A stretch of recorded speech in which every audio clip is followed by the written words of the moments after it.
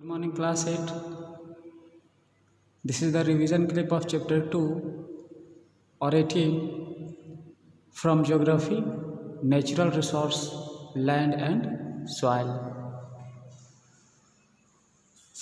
In this chapter, you had read only 2 points. First is land resource and second point is soil as a resource. So let's revise it. Land पृथ्वी के द्वारा provide किया गया एक natural resource है जिसका हम लोग बहुत काम में यूज करते हैं, बहुत इम्पोर्टेंस भी इसका है। जैसा कि हमने बताया था उसमें से एक आप सुन लीजिए, ये हमें रहने के लिए बेस प्रोवाइड करता है। तो ये जो लैंड है, अब जैसा कि यहाँ पे एक सब पॉइंट देख रहे हैं कि लैंड जो है पूरे वर्ल्ड में एक जैसा हर जगह डिस्ट्रीब्यूट नहीं है। तो कौन सा ऐसा फैक्टर है जो लैंड के डिस्ट्रीब्यूशन को अफेक्ट करता है? उन सारे फैक्टर्स का हम नाम बता रहे हैं। सबसे पहला है क्लाइमेट, दूसरा है टेरेन और रिलीफ, तीसरा है वाटर सप्लाई, फोर्थ है सॉइल्स, फिफ्थ है availability of minerals and last है स्टेज ऑफ टेक्नोलॉजिकल प्रोग्रेस। मतलब ये सारे फैक्टर्स है जो लैंड डिस्ट्रीब्यूशंस को अफेक्ट करती है।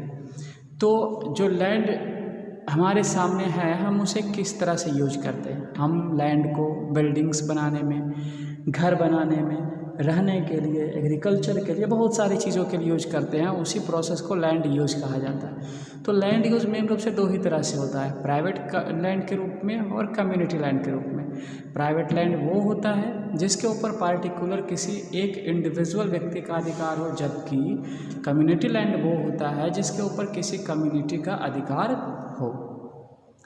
तो इंडिया के अंदर ये लैंड को यूटिलाइज किस तरह से किया जाता है वो भी बताया गया। इंडिया के अंदर जो लैंड है वो अलग अलग वेरिएट है, मतलब बहुत सारे डिस्ट्रीब्यूशन है लैंड का यहाँ पे। तो इंडिया के अंदर लैंड को यूटिलाइज किया जाता है बहुत से फॉर्म में, जैसा कि आप पढ़ चुके हैं।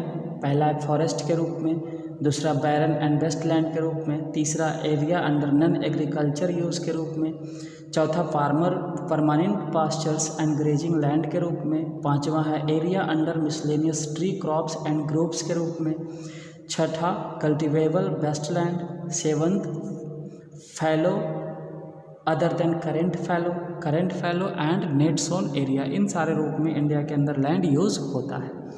फिर ये जो लैंड है उसके फर्टिलिटी को समझते हैं, लैंड के कंजर्वेशन को समझते हैं। आज क्या हो रहा है कि प्रेजेंट डे में इन बढ़ती हुई पॉपुलेशन और ह्यूमन एक्टिविटी और साथ साथ नेचुरल एक्टिविटी लैंड को डिग्रेड कर रही है, और डिग्रेड होने से लैंड का जो यूटिलाइजेशन है, लैंड का जो आकार है वो कम पड़ रहा है। इसीलिए उसको कंजर्व करना अति आवश्यक है। तो यहाँ पे कुछ मेथड्स हैं जो लैंड को कंजर्व कर सकती है, उन्हीं मेथड्स को हम बताने जा रहे हैं। मेथड नंबर 1 क्या है? Planting of shelter bed. Method number 2 stabilisation of sand dunes, checking the further spread of desert by growing thorny bushes।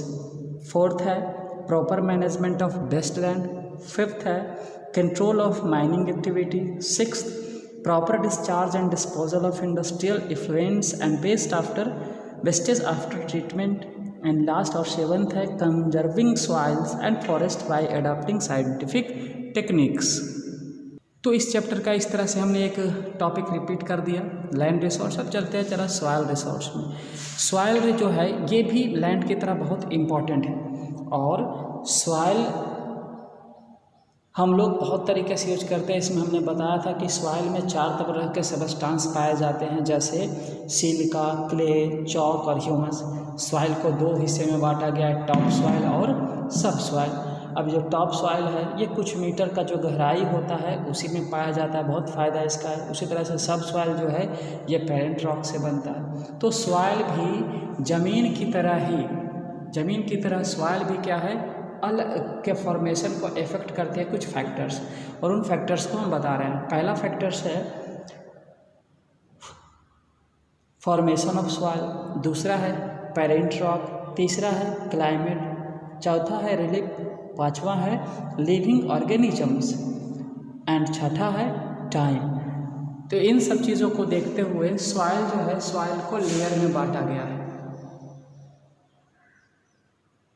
यानी कह सकते हो सॉइल को जोन में बांटा गया, जैसे सॉइल प्रोफाइल कहा जाता है। हमने बताया था 3 जोन, हॉरिजॉन ए, हॉरिजॉन बी और हॉरिजॉन सी, जिसमें सबसे इम्पॉर्टेंट हम बता दें कि ए में ही ह्यूमस की मात्रा पाई जाती है, जो बहुत इंपॉर्टेंट है। फिर सॉइल फर्टिलिटी, सॉइल जिस तरह का होगा वहाँ पे क्या होगी, वहाँ का फसल अच्छा होगा, तो हम फर्टिलाइजेशन बढ़ाने के लिए केमिकल फर्टिलाइज़र का भी इस्तेमाल करते हैं और बायोलॉजिकल का भी इस्तेमाल करते हैं। अब इन सब से अलग फिर है सॉइल इरोजन। इरोजन में हम बताए थे कि सॉइल किसी नेचुरल एजेंट जैसे एयर, वाटर के वजह से एक जगह से दूसरे जगह मूव करे तो उसे सॉइल इरोजन कहते हैं। बट इंसानों की कुछ ऐसी एक्टिविटी है जो सॉइल इरोजन को डिप्लीट करना चालू कर दिया। तो डिप्लीशन का जो कारण है पहले वो देखते हैं, कौन कौन सा कारण है, नेचुरल और ह्यूमन मेड दोनों कारण है।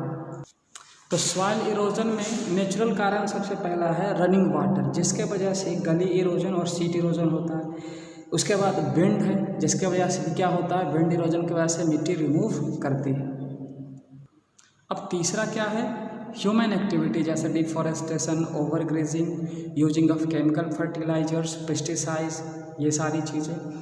तो ये एक्टिविटी सॉइल को इरोड कर रही है। इसी चीज़ को देखते हुए सॉइल को भी कंजर्व करना ज़रूरी है, और उसको कंजर्व करने के मेथड क्या है वो हम बता रहे हैं। सबसे पहला इसका मेथड है कंटूर प्लोइंग, दूसरा टेरेस फार्मिंग, तीसरा इंटरक्रॉपिंग, चौथा शेल्टर बेल्ट, पांचवा मल्चिंग एंड छठा रॉक डैम। ये सब तरीके हैं जिससे हम सॉइल को कंजर्व कर सकते हैं। लास्ट है सॉइल डिग्रेडेशन, सॉइल क्या हो रहा है, डिग्रेड हो रहा है, उनकी क्वालिटी में कमी आ रही है, तो इसको भी कंजर्व करने के कुछ मेथड्स बुक में दिए हुए हैं, पेज नंबर 164 में, आप उसे एक बार ज़रूर पढ़ लें। ये रहे आपके objectives, fill in the blanks, true false and match the columns.